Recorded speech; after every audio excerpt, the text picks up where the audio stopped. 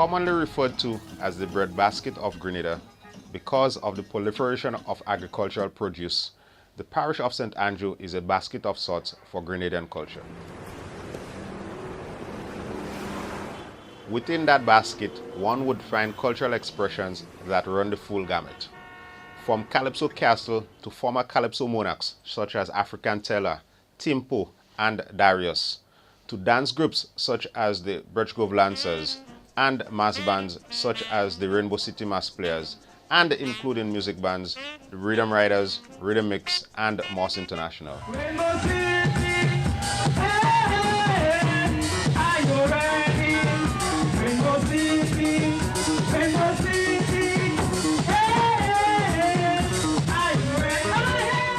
Now, the dynamism of culture in the nation's largest parish led to the extremely successful Rainbow City Festival, a festival that in some years rivaled the national carnival celebrations in its prominence, organization, and delivery. From the town man I gather that is behave bad and party hawking about the place.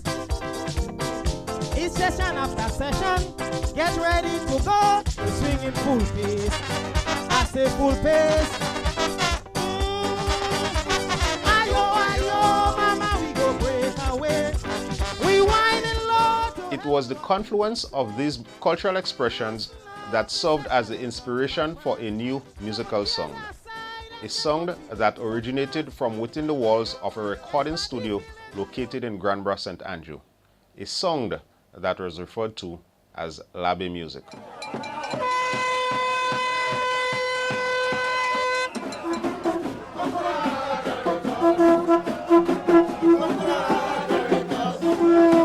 The drums and conch shell, the abstract spelling and social and political topics of the jab-jab bands of St. Andrew held something beyond just a traditional form of expression. Was it possible that the Labby sound could come from the fantastic chaos that was Juve? The year 2016 marks the 25th anniversary of Jambalasee Rule by M.O.S.S International. Let us now meet some of the members of the band. Okay, I'm Leon. I was the bass player in M.O.S.S and also was the manager of the band in terms of bookings and that kind of thing, and also managed the onstage programming and performance of the band. Okay, I'm Ricky. Started off as percussionist, took a brief stint as guitar player, and then landed on the drums and remained the drummer for the band for almost the entire period thereafter. My name is Garnet Williams. Due to my relationship with Don and Leon from the Catholic Youth Movement, and then following up, being liming around the studio for a number of years as a young guy, then I got myself involved in the band itself as a song engineer.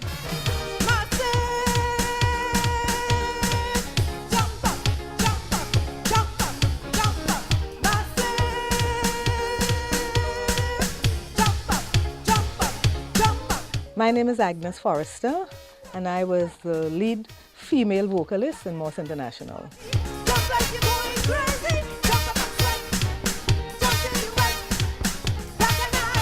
The vocal identity of M.O.S.S International was undoubtedly the man affectionately known as the Singing MC.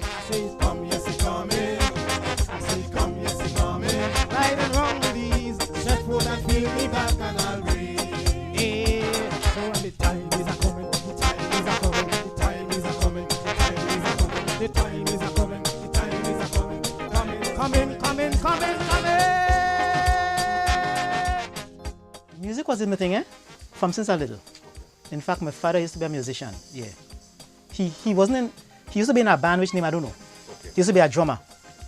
And he claimed to be the first person to go in the market and beat little, they used to have this soap oil pan. Okay. My father's name was Leonard, yeah? So he used to beat a little steel band thing like, you know. I should say that I won road match in Grenville when I was about 11 years old, 11 or 12 years old. Singer had this thing, I think it's Singer. There's a fella called Mikey, somebody from Ladi. He was in the Lions Club, and they had this Kiddies Carnival. And I remember I sang this song, Steam Down, Breadfoot and Manikou. People do remember Alfonso making Ligaro, you know? And I got $10 for my prize, you know? That was my prize for winning the junior Monarch Kiddies Carnival thing, and probably for getting road march because Steam and everybody played that. Steam Down, Breadfoot and Manikou. So I guess from young, that was something that was, you know, with me. M.O.S.S International was born out of a unique set of circumstances, musical relationships, and the popular band movement taking place in St. Andrew during the early 1970s. M.O.S.S started in 1974, and it was the outgrowth of a couple of other bands which Don was involved in. Originally, he started playing with Rhythm Riders back in 72, 73. And then he was part of Generation Revival into late 73, early 74. Generation Revival ended around the time when we had the strike in 1974. And Don and a couple of his other friends then got together in a group, an informal group called SOBs. And they used to be playing in stage concerts and so on. And SOBs around the middle of 1974 grew into M.O.S.S. At that time, it was just M.O.S.S, Masters of Sweet Songs. Over the years, the name grew to be M.O.S.S International. When the band started, Don was the leader of the band, obviously, and keyboard player. I came in as the guitar player, and then some of the other SOB members were playing bass, drums, and so on. And as Ricky said, he was playing the congas. After about 6 months, we had a major shake-up in the membership of the band because a new band called Black Experience, was it, Ricky? No, I don't remember the name. Which Black Experience was from Tongue. Was from Tongue. Which Keith went to. Yeah. Anyway, we had a major shake-up and we lost the bass player, and then a couple of months after, lost the drummer. So when we lost the bass player, we could not find a suitable replacement for the bass. So I was also trained on the bass, so I was switched from guitar to bass, and we brought in a guitar player. And then a couple of months, and Ricky deputized as guitar player for a couple of months, and then we got a full-time guitar player. And then the drummer left, and Ricky changed to drums around the middle of 1975. I think the first performance was M.O.S.S in Dunfermline. Yeah. You can remember that? We also, in 1985, brought in singing MC. He was the MC in the tent, but he also liked to sing. And we actually started doing a song, I Like the Walk as MC, as part of his comedian act, as the MC. But the song actually brought him to the finals. So, in '86, I had this song, Labe Carnaval Hot. That time, the thing was kind of coming on stream. They had this Rainbow City exhibition, what have you. So I made this song just for the performance to boost the show, you know. And strangely, it took off. If you listen to Labe Carnaval, it's fun. 1, 2, 3, 4, 1, 2, 3, 4. Because we happy that, you know, because we have vibes. The studio, no, this studio, M.O.S. studio was not ordinary thing, you know. You might find the thing there now, but it was a place where we meet with our family. It wasn't just a group of musicians come. It was like a family. JAMBALASEE Rule was not an accident. As the story unfolds, we will hear how M.O.S.S International deliberately converted Juve morning commerce into commercial music success. What we normally do in the studio, like when we meet on evenings to practice, we always have this, we say melee chat first, among band members, you know, talking about these activities, what we're hearing, what's going on, and so on. And at that point in time, myself and singing MC was employed with the same organization. So we were looking at our organization in terms of like productivity among workers and so on, because you know, the whole idea came up about, you know, workers working hard and some people being compensated and some people not compensated. So from that discussion, we started saying, you know, well, you work same damn thing, because You know, you contribute and you're not contributing. So we came up with the idea of, you know, well, let's do a song. So I asked the MC, what song you talking about? I'm not a vocalist. So Don sit down on the back there and Don always had great ideas. Don start up and he start framing in his mind some sort of song. And then he said, what y'all think about coming up with a jab song? It wasn't the full band, it was a few of us, and we say, Don wrong with you, you're mad? M.O.S. doing jab song, and it doesn't sound as M.O.S. And the idea just start flowing. And Leon came up with the thing, well, look man, they have a lot of things going on politically. So why we don't try to incorporate what's going on politically into the song and try something. We are saying jab song, but not checking on the serious jab jambalasee music. And then by chatting and going, then MC say, well, look, if you want to do a jab song, you must have a conch shell. And that's where the conch shell attitude came in, and that's where the whole jab idea of jambalasee rule developed. Jambalasee originated from an idea MC came up with. And the idea was that we used to do political commentary. And he came on in the band and said, you know, I have an idea. This political situation, remember we had an election in 1990. And in 1991, MC's view was, look, nothing has changed. So the whole idea started with the concept of the same damn thing. He said, look man, them politicians is the same damn thing. And he said, you know something, let's do, there's a jab phrase, so let's use the jab concept, a jab concept, and do a song about the same damn thing.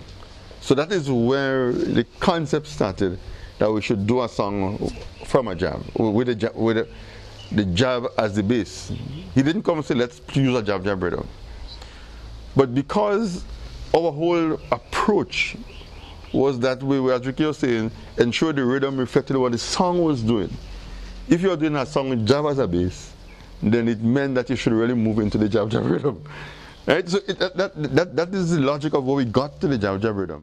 When we wrote this song in the studio, we started to write the song, and there was a split in the band. You had two persons who were very vocal, and then going back to jab, and this putting down the band with degrading the band and thing. And Don and Leon got kind of confused. Should we go, should we not go, you know? Because the men were vocal. They come out and they were seemingly men who were supposed to have head, right? Who was in high positions before and who was, you know, even teachers and thing. And they think, no, jab. You bring down the band to jab. And you know, this kind of thing. And I thought about it, you know. But then Troy Garvey came in a little time afterwards.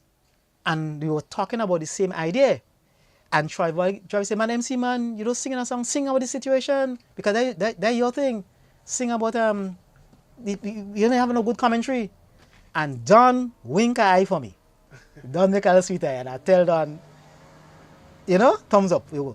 I was quite privileged and fortunate to always hear M.O.S. music long before. We will sit and discuss the ideas and the intentions and sometimes be a part of the mixing process. But again, it came back to Don, his feelings, and Ricky and Leon and other guys coming together to merge. It was a complete team effort always. I think Don was also a key supporter of MC's research effort. And I mean, I always remember conversations with them, how is it going, who you talk to, who you should talk to. You know, we got to really understand this thing. We got to get to the fellas who really know about this thing. So there was this ongoing discussion between, I mean, Don was a key driver or supporter of MC in the whole research part of trying to capture the whole jab culture and rhythm. I asked Garnet, I said, Garnet, boy, you know, some old jab song and thing now? So while they're fighting to figure out what, putting lines in place, you know. But the only thing we came up with, or because I didn't like what Garnet came up with, was don't pass in me yard. If you realize that's the jab thing, but the rest is not so much the jab thing, except the spelling. So I put things in place and I started to write the song. I got some spelling, they lead me to some old people who used to play jab before. Wilby, he was a butcher man from St. James, and another fella called Bob, Rasta Bob. Rasta Bob died. and thing. But I went and got some spelling from Wilby. And what was nice about it, Wilby gave me the spelling in patois. So I thought I had it set. So I take the patois I get, and I put it in the little song for the spelling, not knowing it's bad word. Indecency, bad word. The song was a very conscious and deliberate attempt to promote jab as a culture, as a staple of Grenadian culture. And I'm thinking with credit to MC, yes, the final idea came when we had the emergency. But if I remember well, MC had been researching this thing for well over a year. Right? MC talked about that a year before we came to, and the piece that he had to do a lot of research on was the jab spelling, which unfortunately the modern current jab songs seem to have lost total touch with. But if you notice, an important part of Jambalasee rule was what was called the jab spelling, which is a real big part of the culture. And MC, did credit to him, did a lot of research ahead of the season, talking to fellas, some old traditional jab. I remember there's a particular guy from St. James. I always remember him when he was a postman. There's a guy that played jab every year. I think he was one guy that MC went to try and help him to understand how you go about coming up with this jab spelling thing, you know. And if you listen to Jambalasee rule, there's quite a bit of the what is called jab spelling. Wake up! My turn to spell pumpkin skin. Yeah, pumpkin skin. A pong. Pong, not skin myself. Alright. I pong. Make a kiss. Until the skin. That's not for pumpkin skin. I will spell confirmation for you. That was a very, very good one I was looking for a while ago. I see you, mother. In front of the police station. And Juve man. That stands for confirmation. Who better than us? Yeah. All right. Well, if I write a verse in a song, the song don't complete. You know. So the thing is, that is why this thing get down to roots. Remember we tradition, because that is our thing. Now we there is, with all due respect to Grenadian people, we is Labe, eh? But say what? You know. Yeah. Remember. So the thing coming around now in a job that. You know, in the jab, remember, you know, for this Kambule, Jambalasee. So for this time now, it's jab that ruling. In this time, you know, and what it is. So now the song starts. Yes, we everywhere, taking it from the grapevine. Yeah, we're making all with conch, picong, and so if the campaign didn't pass with me, and there's the part of the thing, you know. So the campaign didn't pass with me, yeah, they wouldn't say, hold me more back. Motorcade don't pass with me, yeah. And then I will speak out. I have one line from Hamlet Mark. I remember I walked in one night and they were working on this thing, and you know, this Don was experimenting with this beats, and then Leon and MC and son, they experimented with the lyrics and so on. And the thing just developed in a very generic way in the studio, and everybody added their ideas in the piece, you know. Even me added my own ideas in the piece, you know, when you talk about the braff with, you know, how you kind of insert the dance. But that song good, let's put that in. So that's how the thing came about. Key to the success of Jambalasee is the rhythm, which came from transferring the intricate patterns played on the goatskin drums to the acoustic drums. That Jambalasee rhythm started, I remember Leon coming at me for a cassette that I had. I got from Fitzroy Bido, the then Commissioner of Police. It was probably before he became commissioner, and he had given me this Zouk tape, and they came and I gave them the tape to listen to get an idea of the sort of vibes in the Zouk music, and evidently they molded that Jambalasee song, I guess, along with, you know, from that tape. Ricky was looking for a drum beat. I said, no, we want jab drum beat. But remember, we had a violin, and have a drumming for itself. Jab had a drumming for itself. But the one was more rolling, this kind of thing. But jab had an introduction. You know, that was the jab thing. So I said, no, we gotta get this thing. And so Ricky walked out the pattern, because he was the drummer. I could only give him the idea. So credit to Ricky.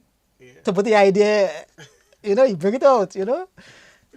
But I thought, between me, that part would have been on the congas. So I thought that the congas and the drum would have make up the thing. But Ricky had better ideas. The challenge was how do we, I mean, the jab-jab rhythm is basically played off the goat skin drum, right? And the challenge was how do you capture that on a standard acoustic drum set with a snare and a bass drum and a hi-hat, and how do you still get the same rhythmic influences and keep that true to the culture? So I had understood the rhythm, I knew the structure of the rhythm, and I knew the drums that made up the rhythm. And basically the jab-jab rhythm is 3 drums, right? You have 1 drum, the bass drum, just going, right? And then you have a second drum, just playing that. And then the third drum, right? So the combination of those 3, that's the jab-jab rhythm. 3 drummers is what it takes in a typical goat skin environment to play the jab-jab rhythm. So how did I, as 1 drummer, play those 3 drums and capture the rhythm? And that was the challenge. So I always remember, so I programmed it on the drum machine, and I captured all the 3 drums. But when I did that, there was really no room for music. The whole rhythm was filled. So Don was like, this thing too jumbled up. We had to create some gaps for the guitar. We had to create room for the keyboard to play and the bass to play. And it therefore took me to be able to figure out, to come to a different understanding of the rhythm, to decide what I could leave off of the drums to keep the pattern and allow room for the bass. So the bass then started to capture. I mean, the standard drum was the bass and the foot drum would stay, but this piece was important. But then I had to leave room in that third piece so that the keyboard could play some of that, so that the guitar could play some of that. And it took us a couple of nights well enough to fill it out. Look, I remember we got to a point and it was like, nah, this thing sounding too jumbled up. This thing sounding too noisy. We were well down the road.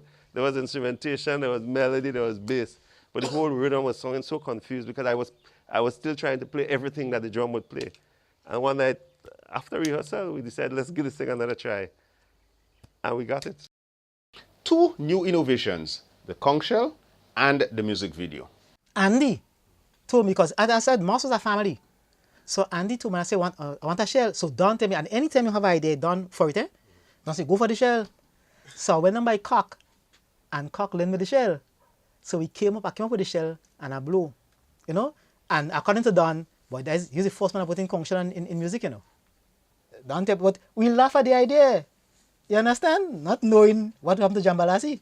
There's a live shell that was there. Okay. And that shell toured with us. That shell going to the States, you know. That's the only shell go to the visa. The conch shell was a pulling part of the Jambalasee. Beside the jab-jab music, the conch shell. Because the next year, WCK used conch shell in their tune. Yeah. We had the spelling, we had the rhythm, the drums, and we had the shell. It was, JAMBALASEE Rule was a deliberate jab-jab product. So we brought in all the elements of jab-jab into it.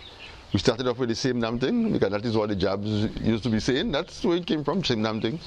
And then we added the shell, we had the spelling, we had the rhythm. It was a deliberate product, so that's why it's there. This is one of the fastest songs M.O.S. International ever produced. Because within about 4 days, we had JAMBALASEE Rule recorded. I myself was given a task to do the video. I don't know if you all ever see the video. Yeah, posy on my head, 2 rings in my nose, rub down with charcoal, and I have to go to work the morning, about 3 o'clock, Hamlet Mark and them have me running up and down the road doing this video. Late one morning, because we were finishing practicing, and they all dressed up in, dabbed themselves with the black MC and garnet, and right in the road going down to the studio, that's where they filmed this thing. I afraid it. I never take time in my life.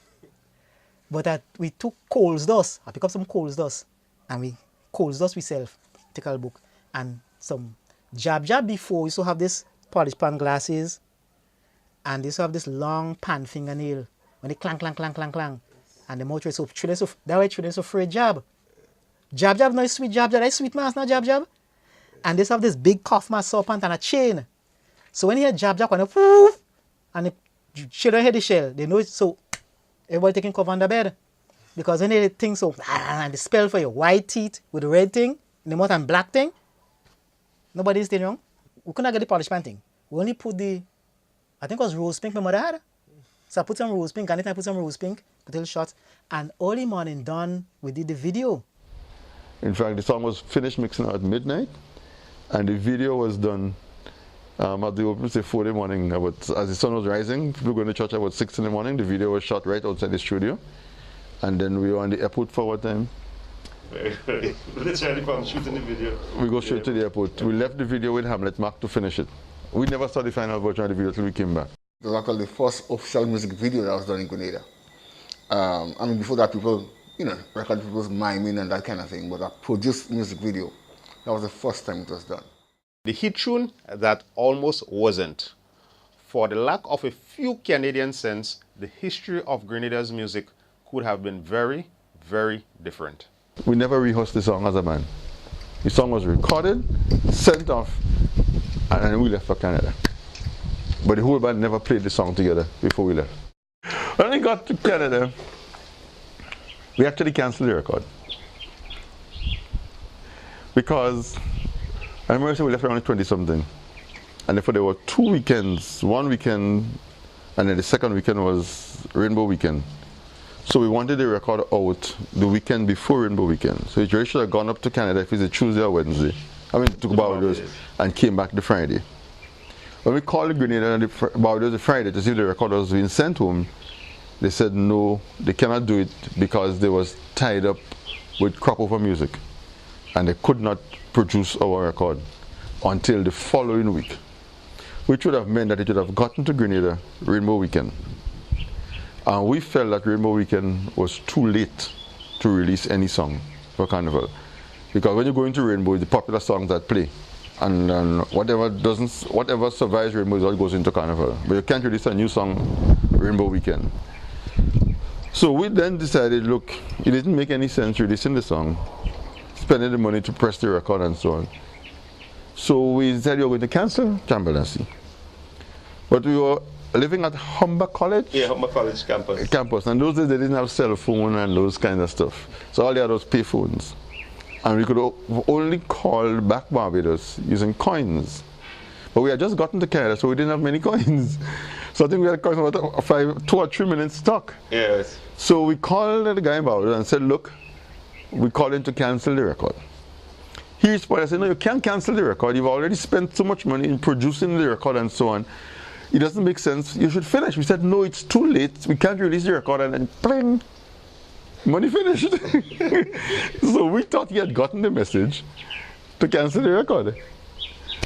Well, we never wanted to call back, and then we had to perform. We left and go. We had no record for Carnival. And that's it. That's what you know. You didn't have the coins. We didn't have the coins. Yeah, we had cash, but we didn't have the coins to put in the payphone. Next thing we heard from Grenada the Friday night, that the records came in. The Friday before Rainbow, that the records came in. What to do? So we said, okay, let it go. And the Friday night, or the Saturday, they told us that the record's coming on. So good old Mary, faithful to the band, went and collected the thing on the airport. And she gave strategic DJs, look, what, That was the Friday. Saturday night, somebody called me in Canada. Called me, I think it was DJ Arthur, to say, boy, I want a copy of that. So I said, a copy of what? Because I don't remember the thing. A copy of what? He said, run fast, your mother coming. So, so I think, why is run fast, your mother coming? Because this thing out of me, And I remember, I said, boy, oh, look at that? He said, yes. He said, boy, he tell me, say, I have to put on how do you call it in Trinidad soca, a version for the people to sing that in Guav. Arthur was a DJ. I think I see her. So then my mind started running back now. I have to try to remember the song. By Saturday midday, the phones are ringing from Grenada saying, look, this thing I played 5 times on the radio for the morning already. People are going for it. By Saturday night, we heard that's all that's playing in Rainbow City. So we were on tour, we were up in Montreal. And then the news came, hey man, JAMBALASEE Rule mashing up Rainbow City. So you say, what, that time the band don't know how to play Jambalasee Rule full yet, you know. So when I came down, the bus dropped me here, and I just put my bags inside, and I said, let me go do it and see what they do. That was after 11 at night. And I dropped by the cinema. And from the cinema, I went right around the town. All I heard is tuk tik tuk tik tuk tik. Everybody in the rain tuk tik tuk. And I decided I'm in trouble. Then I realized I'm in trouble. And that was Jambalasee. At that point in time, Kalaloo was dominating.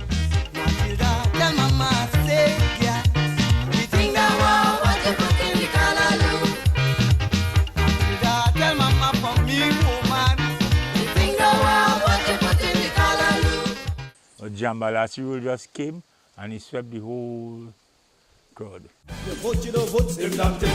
The heart or the hand, same damn thing. The change we ain't change, same damn thing. The win, you don't win, same damn thing.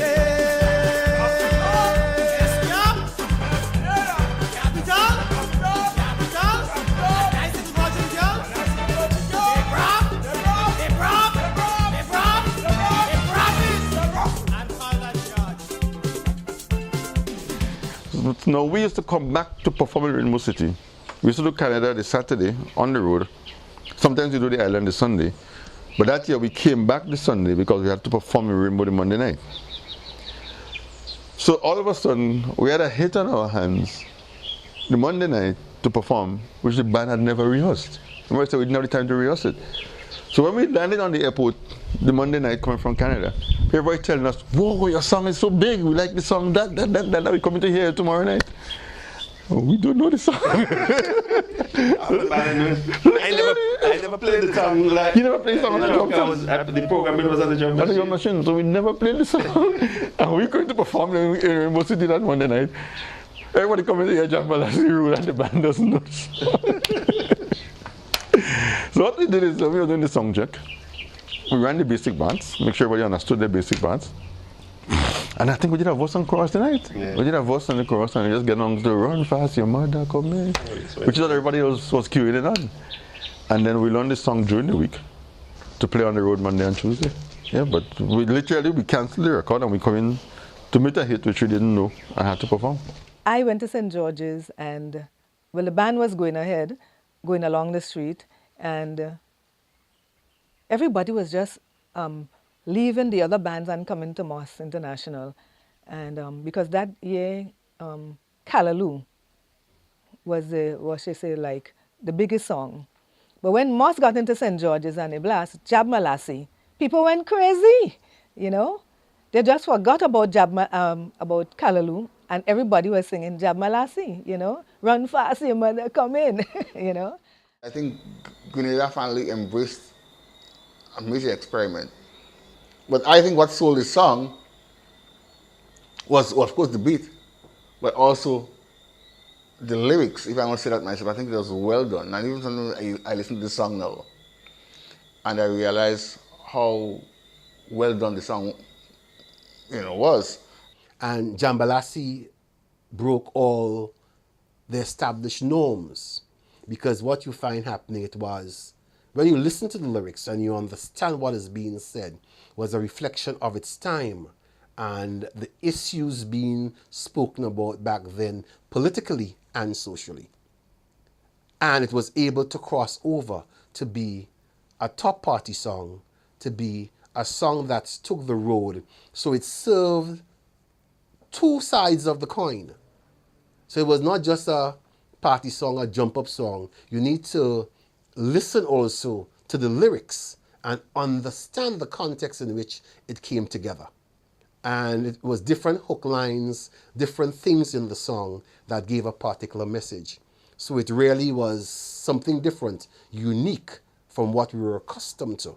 And again, it came from that of M.O.S. International and the Calypso Castle and the studios downstairs, Mr. Charles's house. The impact that they have had, I mean, we can't measure it, but it's significant. I mean, it's created a genre in some ways. Imagine if they never had the idea to take that goatskin drum rhythm and put it in the studio. We'll never know what it was today, right? It'd still be something that we only listen to maybe in the, you know, the carnival morning or whatever, when that kind of drum stuff was being played.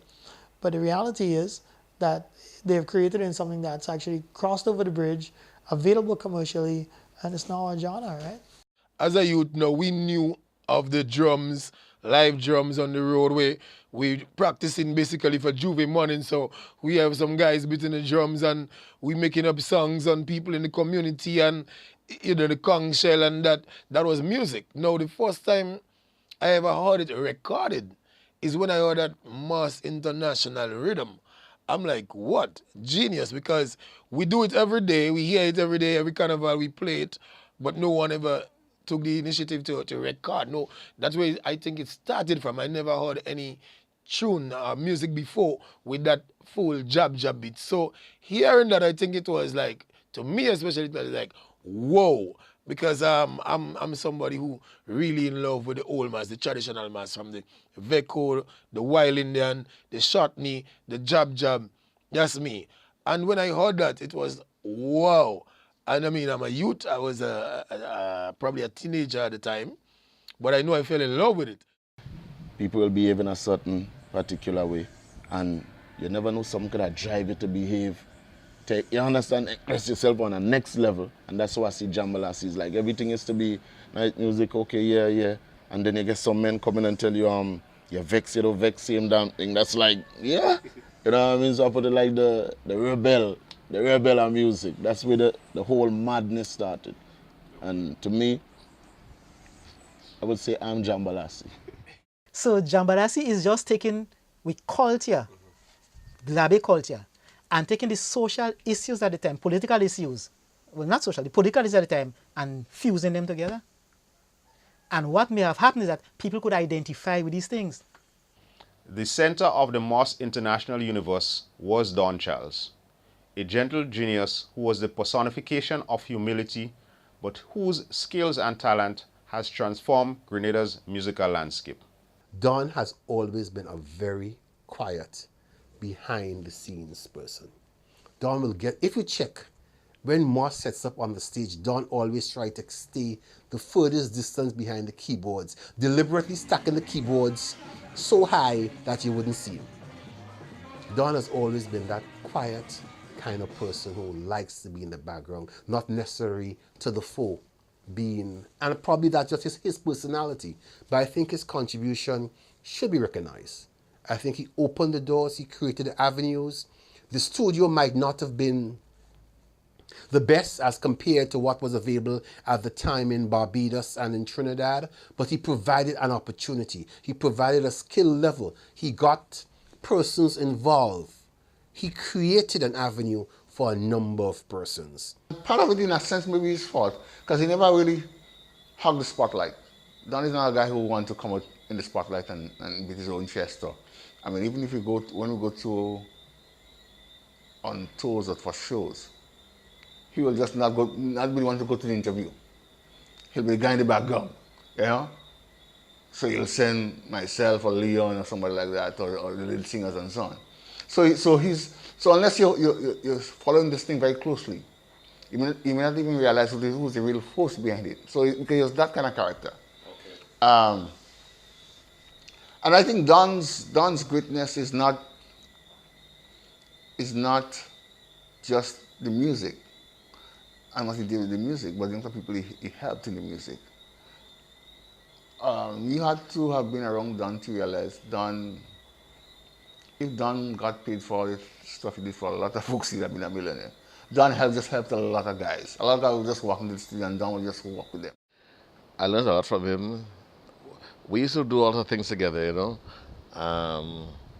And I remember he had this chuckle, this laugh. When he had something on you, he would chuckle and laugh. Not maliciously, but to say, well, I have this one up on you. Very, very kind guy, very kind guy. And he was not afraid to share his musical knowledge with you. And in those days, you know, you had every day a new synthesizers coming out, new keyboards, new software in the industry. So, and he was on top of all these things, and he would share that information with you. You know, he was, what I would say, I mean, besides being a good friend, I mean, Don was, to put it simply, was a good guy. Don was like my big brother. Now, we developed a name in the band for me.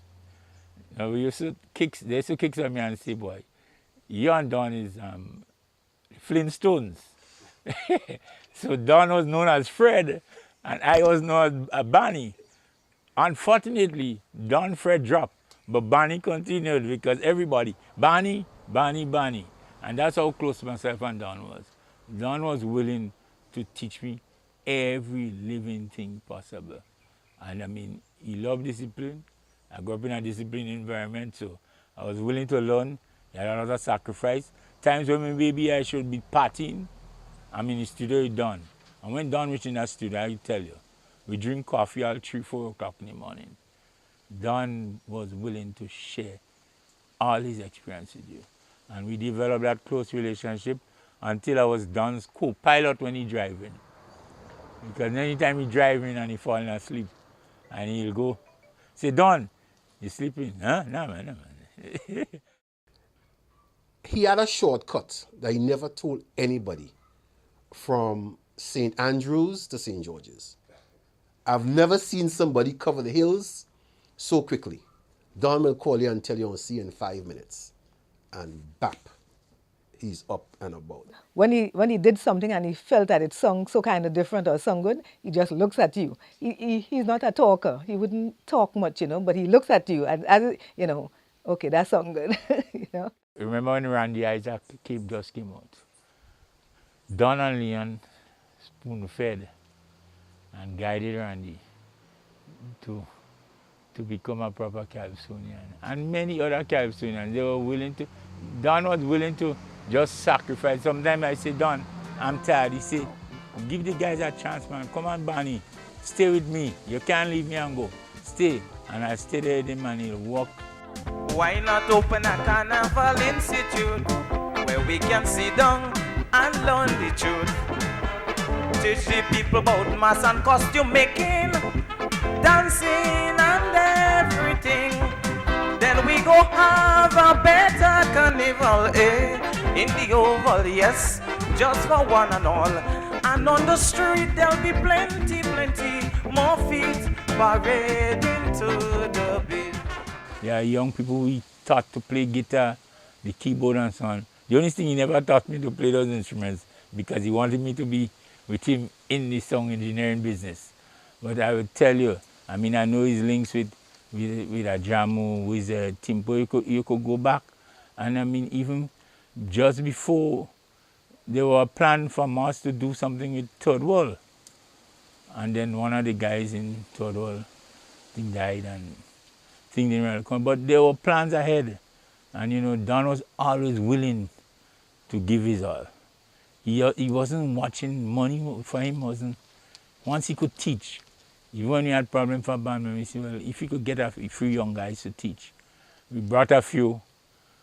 All they're studying is about traveling and they can't sing one verse in a song. But I could tell the contribution I done. Every day I call his name. That's my icon in music. Myself was just a song engineer, not trained in any school or any so on. Trained by Don Charles. Don was like, you know, the keyboardist.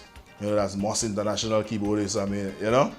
So I used to look up to this guy and, you know, you try to aspire to be as good as them. M.O.S.S International was an amazing band. Don Charles was an amazing keyboard player, right? When I was, I don't know how old, and reading about the Prophet 6 and keyboards that I only read about in Keyboard Magazine, you know, this dude was playing these synths, right? So in some ways a legend to me, right? M.O.S.S International has left a lasting legacy. A legacy that is now in the hands of a new generation of producers and artists. Jab music is now a recognized soca subgenre, a definitive Grenadian brand as the legacy continues. Most of the guys who sing it right now just have a rhythm and a chant, and they're not developing the music. At the end of the day, he make the point. The music, the whole thing was to develop a musical form. And therefore the music is important, the instrumentation, the orchestration, the melodic lines. We have to bring these into it, and unless we bring these into it, it will remain a subgenre. One of the advice I would like to give to the young guys is that they're very good at the computers, and I think they must add to that some musical skill. I mean, it is very important to have an idea of, you know, how to construct music. A lot of those guys put a rhythm together, and those guys can't play an instrument, so you go and get a beat on a computer and you have a rhythm going. Because one of the things, of course, in those days was almost like a live process. A guy come with a guitar and a thing and you know, work with a few chords and try to get a feel of how this thing will work with that song. I don't think we have that process going to it. So it's part of because of the technology in a sense, right? I mean, you amaze a lot of the producers now are not musicians. A lot of guys who make rhythm can't play an instrument, you know. If you're going to be a studio producer and produce music for somebody and charge for it, you gotta learn to play an instrument. Or at least you gotta have somebody that comes in that knows how to competently play a guitar. I mean, you're gonna have to learn to play a keyboard because most of this stuff goes on through a keyboard. You're going to have somebody who's competent at doing it. Like playing one finger at a time and doing a harmony a second finger just isn't useful. So that's the number one thing I would say. If you learn to play smooth, you don't have to be the baddest jazz player on the planet. You just gotta learn to hold a few chords and be smooth about it and practiced about it. There was a version I heard about 2 or 3 years ago. I don't remember all the different artists' names, but Black and Dirty is the song. It's a slow jab. Sandman? No Prisoners. Right, No Prisoners. So that is to me is an important development in the genre. I think it's for the music to go mainstream as a genre, you must be able to function at the different tempos and with different themes. You must be able to have a lover's and a love song in jab, so to speak, against the rhythm. And the rhythm at that speed for me was a very interesting innovation. It's one of the better modern innovations I've heard of. I really like it, yeah. And I think it's an important step. Agreed. You know? Yeah. The next video clip, while referring specifically to a 1997 M.O.S. International composition entitled Rampage, is an apt analysis of the relentless and deliberate attempts by the band to create a unique Grenadian sound. Here is the gentle genius himself, Don Charles. Yeah, well, Rampage is our usual attempt at a fusion. You know, like I said before, we took the authentic thing off the street and we tried to put the conventional type of music, type of instrumentation, you know, little horns, little bass, you know, it works.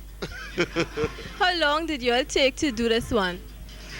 Well, we've been playing with the idea for a little while. This is something we actually experimented with on the road last year, Juve morning, you know, and we figured the vibe was there and, you know, we decided to hold on to it. And the lyrics kind of thing I can't tell you much about because I know lyrics, man, you know, but, you know, them guys play with the lyrics based on things that are happening today, you know what I mean? So that kind of changed up a little, but basically the vibe, you know, same kind of. After several months of writing, recording, and editing, we have finally concluded Jambalasee, the story. Over the past few months, we have been able to chronicle a very important part of Grenada's cultural and musical history. In fact, the attention Grenada is now getting for jab and jab music internationally can be directly credited to the exploits of M.O.S. International and the genius of Don Charles, singing MC, Leon and Ricky Charles, and the others. This documentary is dedicated to the memory of Don Charles and Garnet Williams, who together were affectionately known as Fred and Barney. May their souls rest in peace. Let's get down to roots. Remember we tradition. For this Kambule, Jambalasee ruling this time. Yes, we everywhere, taking it from the grapevine. We breaking all rules with fun, picong and rhyme. If the campaign didn't pass in me yard, they wouldn't have say how me more bad moto kid don't pass in me yard. You say you'll make it better. You make we stain we finger. Now only 1 year later, this country getting heart failure. You vote, you don't vote, same damn thing. The heart or the hand, same damn thing. Whatever.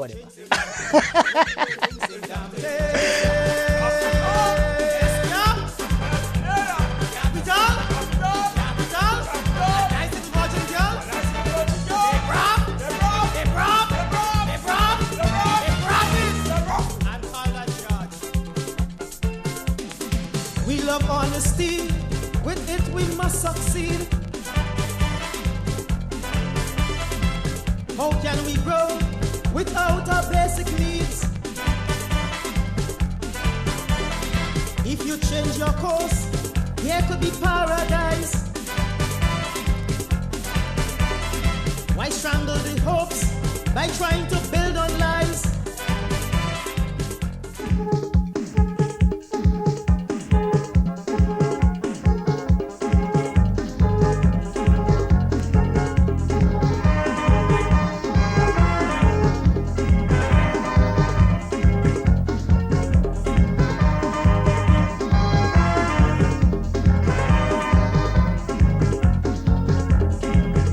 Down to roots, remember we tradition. For this Cambule, Jambalasee rule in this time. Yes, we everywhere, taking it from the grapevine. We breaking all rules with fun, picong and rhyme. If the campaign didn't pass in me yard, they wouldn't have say, how me mad bad motor pay to pass in me yard. You say to make it better, you make me sting me finger. Now only 1 year later, this country having heart failure. Hey, you vote, you don't vote, same damn thing. The heart or the hand, same damn thing. You change, we ain't change, same damn thing. You win, you don't win, same damn thing.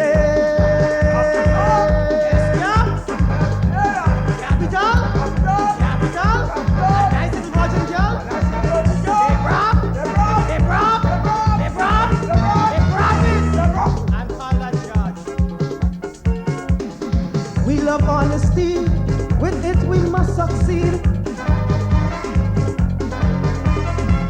How can we grow without our basic needs?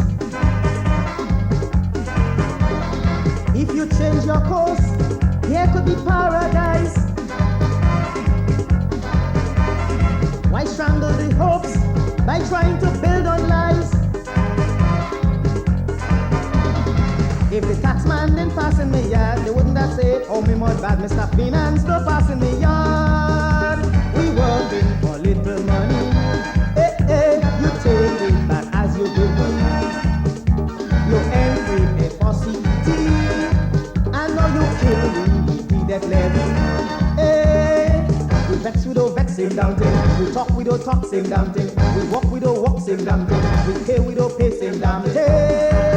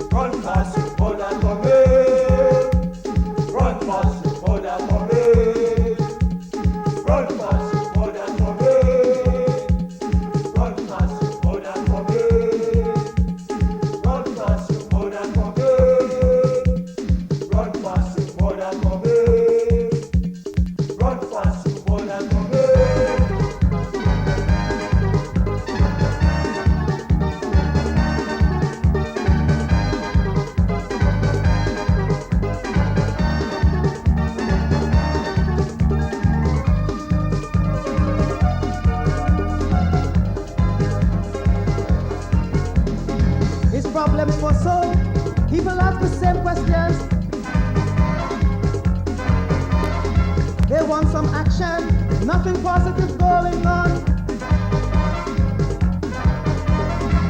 What can it be? Like the password is kill we. Suicide on the increase, the drug trade is big business. If spare parts didn't pass in me yard, they wouldn't have said, oh me more that DJ Cement don't pass in me yard. You want to make it a dance hall, eh? You forget it's a hospital. To get sick now is a mistake, cause black war making the profit, eh? You sick with those sick, same damn thing. You in or you out, same damn thing. You well, same damn thing. You dead, same damn thing.